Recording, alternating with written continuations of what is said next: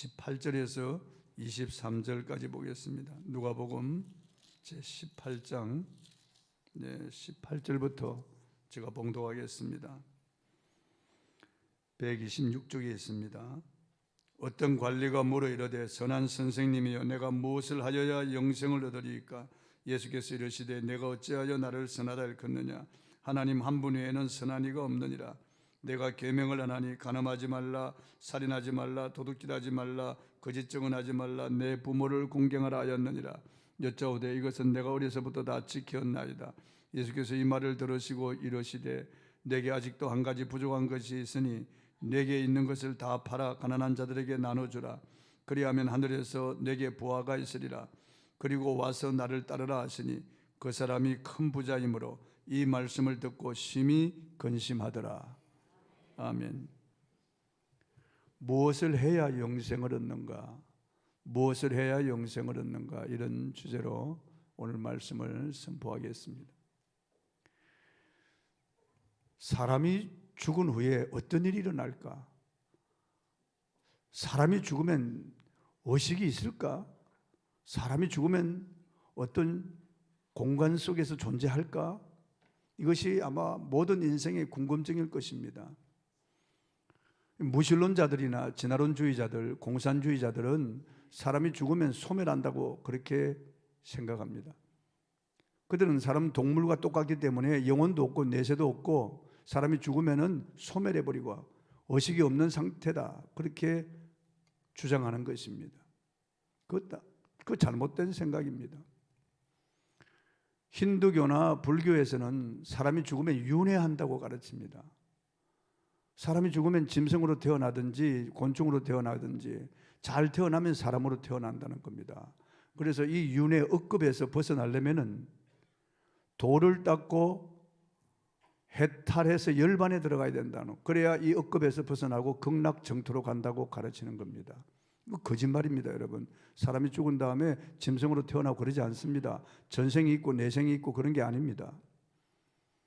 유교에서는 사람이 죽으면 혼백이 빠져나와서 구천지하를 떠돌다가 제삿날 제삿밥을 먹으러 찾아온다고 가르칩니다. 그거 거짓말입니다, 여러분. 사람이 죽은 혼백이 그렇게 떠돌아다니지 않습니다. 죽으면 즉시 한 곳 두 곳으로 가는 겁니다. 성경은 정확하게 사람이 죽은 다음에 의식을 가지고 존재한다고 가르치고 있습니다. 성경은 죽은 다음에 우리가 어떤 상태에 들어가는지 정확하게 보여주고 있습니다. 사람의 몸은 흙으로 만들기 때문에 흙으로 돌아갑니다. 그러나 그 영혼은 하나님의 형상을 따라 하나님의 모양대로 지음받은 하나님과 같은 존재이기 때문에 영원히 삽니다. 그런데 영원히 벌을 받고 사는, 멸망에 들어가는 사람이 있는가 하면은 영원히 즐거움을 누리며 좋은 곳에서 복락을 누리는 그런 영혼이 있습니다. 예수님은 나사로가 죽었을 때 천사들에게 받들려 낙원에 들어갔다고 말씀하셨어요. 그 천사들에게 받들렸다는, 천사들이 존귀하게 그를 모시고 갔다는 겁니다. 그래서 낙원에 들어가서 영영한 기쁨과 즐거움을 누리고 아브라함의 품에 안식했다, 그렇게. 그러니까 우리 사람은 죽어서 소멸되는 것도 아니고 윤회하는 것도 아니고 구천지하에 떠도는 것도 아니고, 사람이 죽으면은 그 영혼이 나와서 천사들에게 받들려 낙원으로 들어가든지 아니면 지옥의 사자에게 붙잡혀 지옥으로 들어가든지 둘 중에 하나입니다. 사람은 죽지 않습니다. 영원히 삽니다. 소멸되지 않습니다. 영원히 존재합니다. 뚜렷한 의식을 가지고 존재하는 겁니다. 그러나 지옥에서 사는 것을 영생이라고 하지 않습니다. 지옥에 사는 것은 영벌, 멸망이라고 하는 겁니다. 천국에서 영영한 기쁨을 가지고 사는 것을 영생이라고 합니다. 조의 아이오니온, 하나님과 함께 영원히 사는 것을 영생이라고 하는 것입니다. 그 영생은 어떻게 얻습니까?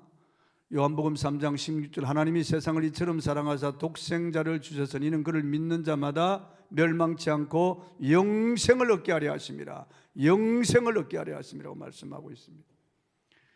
요한복음 5장 24절, 내가 진실로 너에게 이르노니 내 말을 듣고 또 나 보내신 자를 믿는 자는 영생을 얻었고 심판에 이르지 아니하나니 사망에서 생명으로 옮겼느니라고 말씀하셨어요. 사람들은 죽음을 생각합니다. 과연 죽음 후에 내가 어떻게 될까? 죽음을 두려워하는 겁니다. 언젠가 뉴스에서 보았습니다. 가난 말기로 사경을 헤매는 미국 텍사스주 휴스턴시에 살고 있던 32살의 토드 그램피츠 씨가 휴스턴 인근 고속도로에 광고판을 설치했습니다. 그 광고판 글에는 나는 간이 필요하니 제발 누구든지 내 목숨을 살려주십시오라고 적혀 있었습니다. 토드 그램피츠 씨는 신문과 인터넷을 통해서도 자신의 사연을 소개하며 호소했지만은 당시 간이식을 기다리는 환자가 17,471명이나 되어서 그에게 간이식이 돌아갈 수가 없다고 했습니다. 사람은 평소 죽음에 대해 생각하지 않다가 이제 암에 걸리거나 아니면 죽음의 그림자가 자기에게 닥쳐올 때 죽음을 크게 두려워하고 죽음 후에 어떻게 될까 두려워하는 거예요. 우리 언젠가는 죽음을 맞이하게 될 것입니다. 오늘 본문에 한 젊은이가 이 죽음에 대해서 생각하고 죽음 후에 영원한 생명을 얻을 수 있는가를 생각하다가 예수님에 대한 소문을 듣고 예수님을 찾아왔습니다.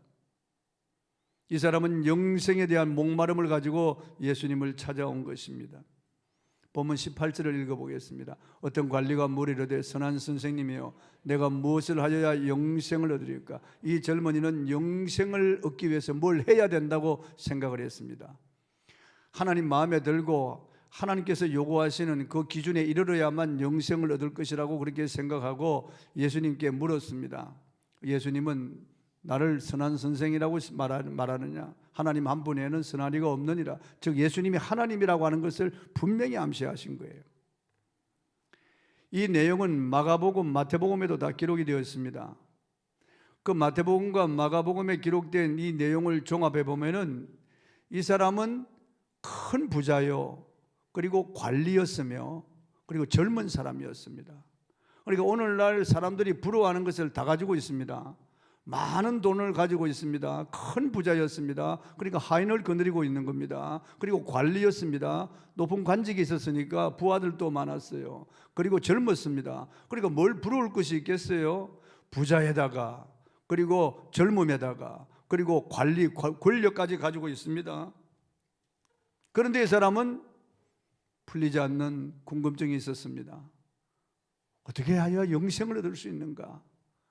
내가 이 모든 것을 가지고 있지만은 죽음이라고 하는 명제 앞에 파도가 밀려와서 모래성을 쓸어가는 것처럼 다 쓸려 나갈 것이고 내가 가진 모든 것은 다 물어 들어가고, 그러니까 그 마음속에 이 불안과 두려움 그리고 죽음에 대한 공포 그리고 죽음 후에 허무와 무의미에 잡혀 있는 겁니다. 그래서 사람이 온 천하를 얻고도 자기 목숨을 잃으면 무엇이 유익하리 하고 주님 말씀처럼 이 젊은이는 이 죽음에 대한 명제 앞에 어떻게 영생을 얻을 수 있는가 깊은 고민에 잠겨서 예수님을 찾아온 것입니다. 본문 18절 하반절을 읽어보겠습니다. 내가 무엇을 하여야 영생을 얻으리까? 내가 무엇을 하여야 영생을 얻으리까? 자기가 무엇인가 어떤 선한 행위를 하고 율법을 지키고 하나님 마음에 들고 하나님 기준에 도달해야만 영생을 얻는다고 생각한 것입니다. 그래서 하나님께 어떤 점수를 받아야만 영생을 얻는 것으로 생각하고 예수님께 이 질문을 한 것입니다. 그때 예수님께서 그에게 영생을 얻기 위해서 그가 무엇을 해서 영생을 얻는다고 하기 때문에 예수님께서도 하라고 하신 겁니다. 본문 20절입니다. 읽어보겠습니다. 내가 계명을 안 하니 간음하지 말라, 살인하지 말라, 도둑질하지 말라, 거짓 증언하지 말라, 내 부모를 공경하라 하였느니라. 이 간언은 21절에 보면은 이 다 지켰다고 했습니다. 여짜오되 이것은 내가 어려서부터 다 지켰나이다. 그러니까 이 젊은이 보십시오. 이 도덕적으로도 윤리적으로도 별로 흠이 없는 사람이에요. 이 어려서부터 가지 말아야 할 곳에 가지 않고 먹지 말아야 할 것은 먹지 않았습니다. 어려서부터 철저히 율법을 따라서 그렇게 살아왔다는 겁니다. 그리고 부모에게 효도하면서 살아왔다는 겁니다. 모든 일에 조심하면서 율법을 지키면서 그가 선한 일을 하면서 그렇게 하나님 마음에 들기 위해서 노력하면서 살아왔다는 겁니다. 그렇다면은 이 사람이 행복해야 될 것인데, 만족해야 될 것인데, 그렇게 살아왔어도 그 마음속에 만족이 없고 행복이 없는 거예요. 그리고 구원에 대한 확신이 없는 것입니다. 세상 것으로 채워보려고 노력했지만은 세상 것이 그 마음의 공허함을 채워주지 못하는 겁니다. 그 마음에 진정한 만족과 안심을 주지 못하는 것입니다. 마치 깨어든 독에 물을 넣어도 채워지지 않는 것처럼 이 젊은이의 마음속에 채워지지 않는 영적 갈증이 있었고, 그리고 영생에 대한 그런 궁금증이 있어서 찾아온 겁니다. 여러분, 아무리 우리가 종교적인 삶을 산다고 할지라도 하나님이 우리에게 이 영생과 평안을 주시지 아니하면은 우리는 진정한 그런 평안을 누릴 수가 없는 거예요. 만족을 누릴 수가 없는 거예요. 하나님의 형상으로 지음받은 우리 인간은 하나님이 주시는 이 평안을 얻어야만 우리가 평안을 누릴 수가 있는 것입니다. 예수님께서는 여우도 굴이 있고 공중의 새도 깃들 곳이 있지만 인자는 머리 둘 곳이 없다고 말씀하시고 이 동네에서 저 동네로 쫓겨가시고 노숙도 하셨어요. 그렇지만 예수님은 그 마음속에 하늘의 평안과 기쁨이 충만하셨어요. 주님은 늘 하나님 아버지와 교제하고 하나님이 주시는 그 평안 속에 그 능력으로 사역하셨습니다. 예수님 당시 율법 선생이요 산헤드린 공회원이었던 니고데모라고 하는 사람이 밤중에 가만히 예수님을 찾아왔습니다. 이 니고데모도 율법 선생이요 율법 학자로서 율법을 가르치는 사람이지만은 그는 율법을 지키면서 거룩한 삶을 추구하며 살았지만은 그 마음속에 구원의 확신이 없었던 거예요. 영생에 대한 그런 궁금증을 가지고 밤중에 가만히 예수님을 찾아왔습니다. 이스라엘의 선생이기 때문에 사람들 눈을 피해서 자기의 이 궁금증을 예수님에게 물어보려고 찾아온 겁니다. 왜냐하면 예수께서 하신 그 일을 그가 들었거든요. 그가 옆에서 지켜보았을 겁니다. 그리고 그는 예수님께 말씀합니다. 하나님께로서 오신 자가 아니면 당신이 행하시는 이 일을 아무라도 행할 수 없습니다. 그러면서 하나님 나라에 들어가는 그 질문을 한 겁니다. 어떻게 하나님 나라에 들어갈 수 있습니까? 예수님께서는 내가 물과 성령으로 거듭나지 아니하면 하나님 나라에 들어갈 수 없다고 말씀하셨습니다. 그는 이스라엘의 선생이면서 율법 학자이면서도 그는 도둑 군자이면서도 구원의 확신이 없었어요. 영생에 대한 그런 확증이 없었습니다. 그리고 예수님을 만나고 예수님이 메시아임을 알고 예수님을 믿었습니다. 구원받은 거예요. 예수님이 십자가에 죽으시고 난 다음 그 시신을 아리마대 사람 요셉과 함께 장사 지낸 사람이 바로 니고데모예요. 빌라도에 가서 예수님의 시신을 내어달라고 한 사람도 니고데모예요. 제자들은 도망갔어도 그는 구원의 확신이 있기 때문에 영생을 얻었기 때문에 예수님의 시신을 장사 지냈던 겁니다. 사울이라고 하는 젊은이도 흠잡을 데 없는 사람이었습니다. 그는 어릴 때부터 철저히 율법을 준수하면서 자랐습니다. 가말리아의 문화에서 수학하고 젊은 나이에 랍비가 되었습니다. 그의 입으로도 율법의 어른을 흠잡을 데가 없다고 했습니다. 자신만만했습니다. 그런데도 그도 역시 구원의 확신이 없었어요. 율법을 지키면 지킬수록 점점 목마른 겁니다. 그러다가 다메섹 도상에서 부활하신 예수님을 만나고 난 다음에 그는 구원과 영생을 얻은 확신 속에 살게 되었어요. 그래서 그는 오직 예수 그리스도였습니다. 그의 모든 자랑은 예수 그리스도의 십자가였습니다. 그는 그가 과거에 자랑하던 것을 배설물처럼 버린다고 했습니다. 오직 그가 추구하고 자랑하는 것은 예수님의 십자가였습니다. 오직 예수 그리스도 그분만이 구원을 주시는 것이라고 하는 확신을 가진 겁니다. 솔로몬도 부귀영화를 다 누렸지만 말년에 와서 헛되고 했더니 사람이 헤아려서 하는 모든 것이 바람을 잡는 것처럼 헛되다고 했습니다. 인생이 그렇습니다, 여러분. 부귀영화 공명이 우리에게 영생을 주지 않습니다. 과학이나 AI가 우리에게 영생을 주지 않습니다. 윤리 도덕을 지켜서 우리에게 영생을 주어지는 것이 아닙니다. 어떤 종교 교율을 따라서 행한다고 해서 영생을 얻는 것이 아니에요. 저는 불교 성철 그 스님의 책을 읽어보았어요. 이 사람은 불교에서 떠받드는 그런 산부처라고 할 정도로 존경하는 그런 분이었습니다. 그는 앉아서 10년 동안 돌을 닦았습니다. 누워서 잠을 자지 않았어요. 앉아서 단좌불화라고 앉아서 잠을 잤습니다. 그는 가사장삼 한 벌 가지고 10년을 입었습니다. 다 누더기가 된 것인데요. 더덕더덕 다 누더기가 된 것인데, 그가 살았을 때 찍은 영상을 제가 보았거든요. 그가 동굴 속에서 나와서 계곡에 나온 다음에 자기 옷을 벗어가지고 계곡에 흐르는 물에다가 이렇게 적신 다음에 바위에다가 그 장삼을 치는 거예요. 몇 번 치어가지고 쭉쭉 짜더니만 그걸 다시 걸쳐 입고 동굴 속으로 들어가는 그 영상을 제가 보았습니다. 이쑤시개 하나 가지고 13년을 썼습니다. 그러니까 이분이 얼마나 자기 몸을 학대하면서 그가 열반에 들어가려고, 그가 영생을 얻으려고 그렇게 돌을 닦고 자기 몸을 학대하면서 노력했지만은 그가 마지막 죽을 때 이런 말을 남겼습니다. 내가 살아생전에 문남녀를 속였으니 내가 산채로 무간지옥에 떨어지는도다. 무하고 죽었어요. 내 죄가 수미산보다 높아. 수미산은 불교에서 오를 수 없는 산을 수미산이라고 하거든요. 무간지옥은 불가에서 가장 악한 자가 들어가는 지옥의 제일 밑창이라고 그렇게 가르치고 있습니다. 그런데 그가 정말 양심이 있는 사람이에요. 그렇게 돌을 닦아도, 그가 그렇게 고행하고 참선하고 그렇게 그가 자기 자신을 학대해도 나중에 죽을 때 지옥에 떨어진다는 거예요. 자기는 무간지옥에 떨어진다고 하고 무하고 죽었습니다. 그게 그 양심 있는 사람이에요. 저는 인도의 구도자들을 보았는데요, 이 사람들이 영생을 얻기 위해서, 죽은 다음에 좋은 곳에 가기 위해서 그렇게 노력하는 것을 보았습니다. 그 사막에서 옷을 벗고 그 뜨거운 태양에 자기 몸을 지지는 거예요. 그래서 물집이 잡히고 살이 터져도 거기서 떠나지 않고 계속 거기서 앉아서 가부좌를 틀고 앉아서 거기서 열반에 들어가려고 노력하는 것을 보았습니다. 그리고 배로 기어 다니는 사람도 있어요. 구도자 중에는요. 배로 기니까 이게 다 갈라지고 피가 터지고 그래도 배로 기어서만 다니는 거예요. 어떤 사람은 무거운 돌을 쥐고 있는 사람도 있습니다. 어떤 사람은 꼬챙이로 자기 얼굴을 찔러가지고 이게 통과해요. 배도 찌르고 해야죠. 꼬챙이를 온몸에 꼽아가지고요, 그렇게 그 고통을 참으면서 지내는 겁니다. 왜요? 죽은 다음에 좋은 곳에 가려고요. 영생을 얻으려고 그렇게 하는 거예요.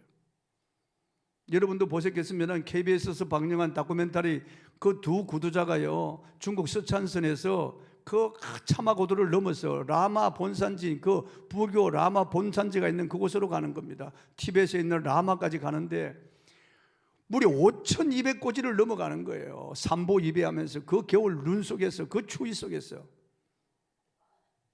몸은 다 얼어붙고요, 이런 데는 다 타이어로 다 이렇게 타이어로 가려가지고 쭉 깨구리처럼 뻗어가지고 다시 일어나고 쭉 깨구리처럼 이렇게 해서 6개월 동안에 그 차마고도를 넘어서 티벳에 있는 라마까지 가는 겁니다. 끔찍한 일이 아닐 수가 없습니다. 그리고 라마 그 불교 사원에 와가지고 10만 배의 절을 하는 거, 10만 배의 절을요. KBS 기자가 물어보았습니다. 그 두 젊은이에게 왜 이렇게 하십니까? 죽은 다음에 좋은 곳에 가려고요. 영생을 얻기 위해서. 그럼 그 사람들이 구원의 확신이 있나요? 없어요. 너무나 불쌍하고 가련하지 않을 수가 없습니다, 여러분. 오늘 수많은 사람들이 사도 바울이 배설물처럼 버린 것, 그걸 움켜잡으려고 하고요, 솔로몬이 헛되다고 하는 것, 그거 움켜잡으려고 하는 것, 오늘 얼마나 많은 사람들이 영생을 주지 못하는 것에 공을 들이는 겁니다. 영생이 어디에 있는지 알지 못하는 겁니다. 이 관리도 영생을 얻기 위해서 예수님을 찾아왔습니다. 그리고 예수님께 뭘 해야 영생을 얻느냐고 물었습니다. 뭘 해서 영생을 얻겠다고 하는 젊은이에게 예수님께서 율법을 지키라고 했는데 다 지켰다고 하는 겁니다. 다 지킬 수는 없죠. 하나만 어겨도 도미노처럼 다 무너지는 겁니다. 그런데 이 젊은이는 다 지켰다고 하니까 예수님께서 또 그에게 행위를 주시는 거예요. 또 한 행위를 주시는 거예요.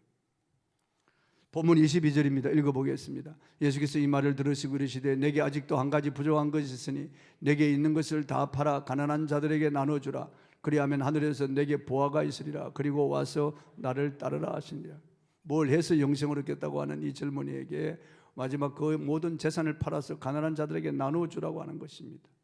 이 젊은이가 큰 부자이므로 근심하며 돌아갔다고 성경은 말씀하고 있습니다. 돈에 대한 애착과 집착이 있는 거예요. 그 돈 때문에 영생을 앞에 두고 돌아가는 겁니다. 영생을 주시는 예수님을 앞에 두고 돌아가는 겁니다.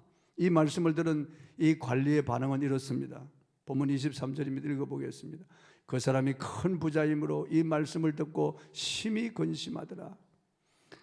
마가복음 10장 25절에는 이렇게 기록하고 있습니다. 그 사람은 재물이 많은 고로 이 말씀으로 인하여 슬픈 기색을 띠고 근심하며 가니라.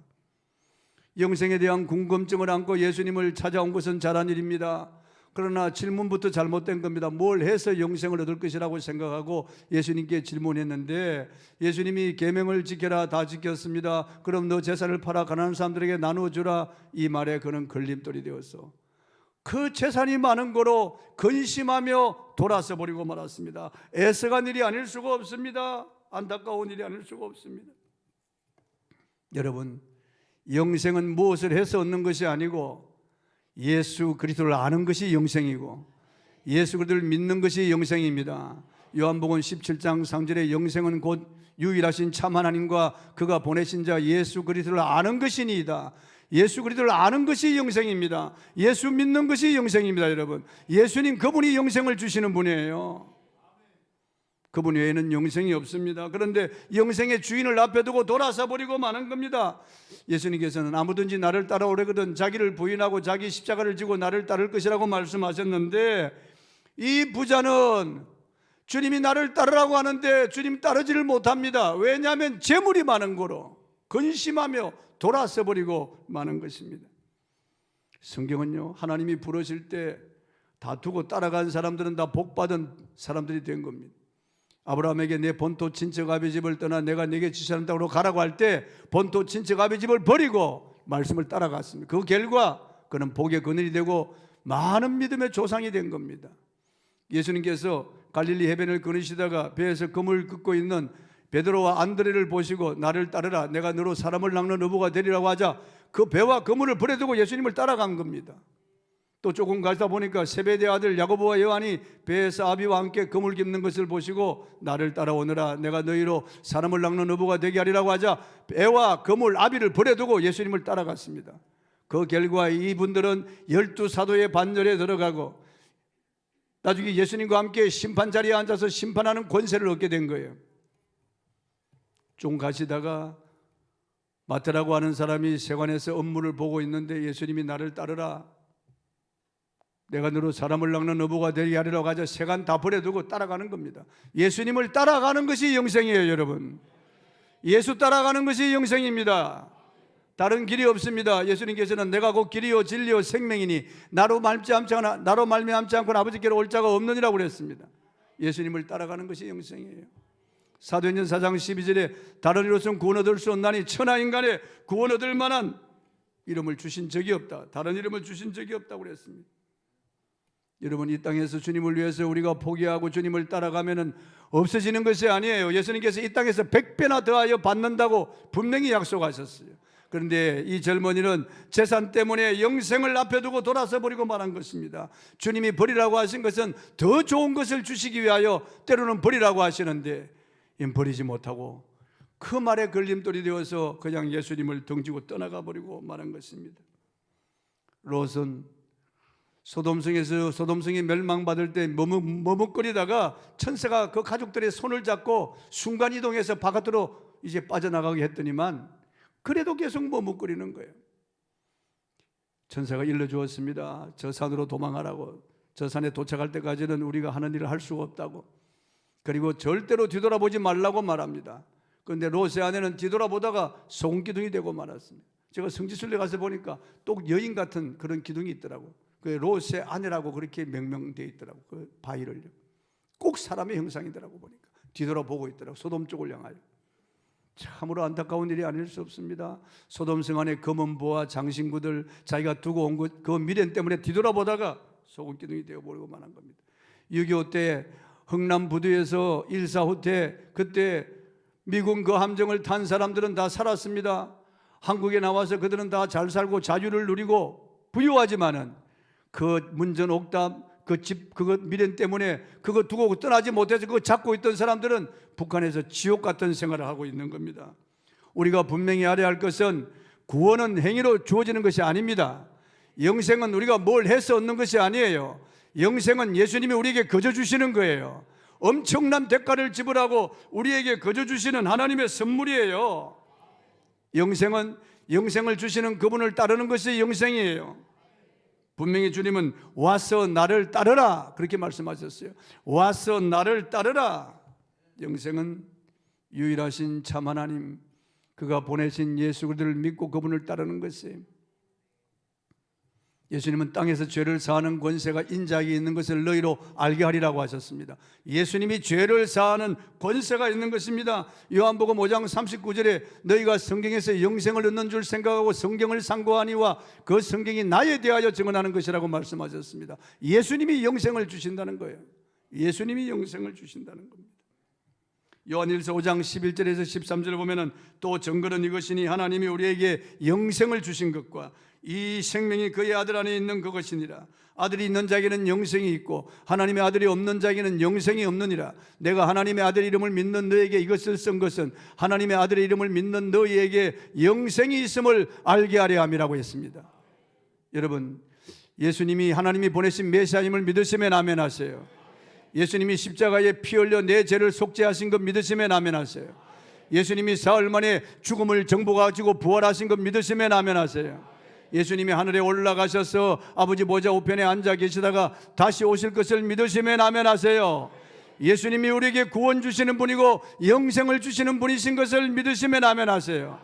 예수 믿으면 누구라도 영생 얻는 걸 믿으시면 아멘 하세요. 그건 하나님이 여러분에게 알게 하신 거예요.